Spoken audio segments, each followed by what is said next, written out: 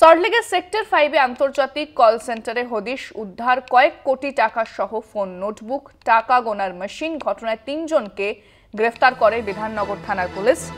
ঘটনায় 3 জনকে গ্রেফতার করেছে বিধাননগর থানার পুলিশ। সল্টলেকের সেক্টর 5-এ আন্তর্জাতিক কল সেন্টারে হদিশ, সেখান থেকে উদ্ধার কয়েক কোটি টাকা সহ ফোন, নোটবুক, টাকা গোনার মেশিন। ঘটনায় 3 জনকে গ্রেফতার করে বিধাননগর থানার পুলিশ।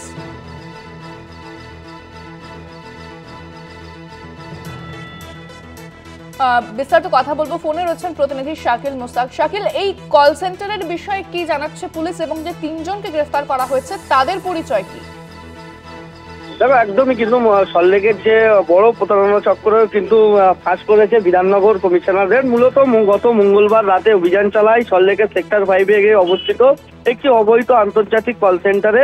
সেখানে কিন্তু গোপন সূত্রে খবর পেয়ে বিধাননগর থানার পুলিশ, ইলেকট্রনিক্স থানার পুলিশ এবং বিধাননগর গোয়েন্দা শাখার পুলিশ যৌথভাবে কিন্তু অভিযান চালিয়ে 3 জনকে গ্রেপ্তার করে এবং তাদেরকে জিজ্ঞাসাবাদ করে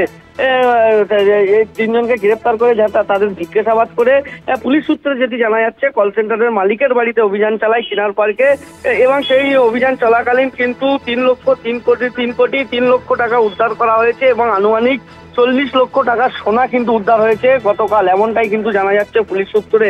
মূলত এই সব মিলিয়ে 3,70,00,000 টাকা কিন্তু উদ্ধার হয়েছে, এমনটাই কিন্তু পুলিশ তথ্য দিচ্ছে। এই সঙ্গে 4টি অ্যান্ড্রয়েড ফোন, 2টি নোটবুক, একটি ক্যাশ কাউন্টিং মেশিন, 6টি ডেস্কটপ, এছাড়াও রয়েছে 4টি মোবাইল। এইগুলো কিন্তু বাজেয়াপ্ত করা হয়েছে বিধাননগর পুলিশের পক্ষ থেকে এবং 3 জনকে গ্রেপ্তার করে আবারও নিজেদের হেফাজতে চাইবে বিধাননগর পুলিশ এবং এই যে গোয়েন্দা শাখার পুলিশ এবং বিধাননগর ইলেকট্রনিক্স কমপ্লেক্স থানার পুলিশ যৌথভাবে যে তদন্ত করছে, এর পিছনে আর কারা কারা আছে তাদেরকে গ্রেপ্তার করার জন্য কিন্তু এই তদন্ত চালিয়ে যাচ্ছে।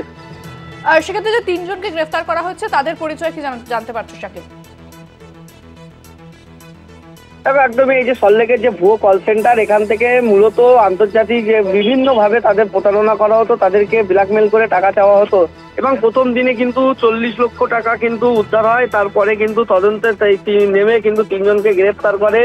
এদের পরিচয় কিন্তু এখানে এরা কাজ করতো এবং যে মূল কাণ্ডারি তাকে কিন্তু গতকাল গ্রেফতার করা হয়েছে এবং সেই বাড়ির মালিকের ওখান থেকে কিন্তু খাট এবং খাটের যে বক্স খাট আছে সেখান থেকে কিন্তু 3 লক্ষ টাকা উদ্ধার করা হয়েছে এবং 40 লক্ষ টাকা সোনার গয়না উদ্ধার করা হয়েছে, এমনটাই কিন্তু পুলিশ সূত্রে জানা যাচ্ছে। ধন্যবাদ শাকিল।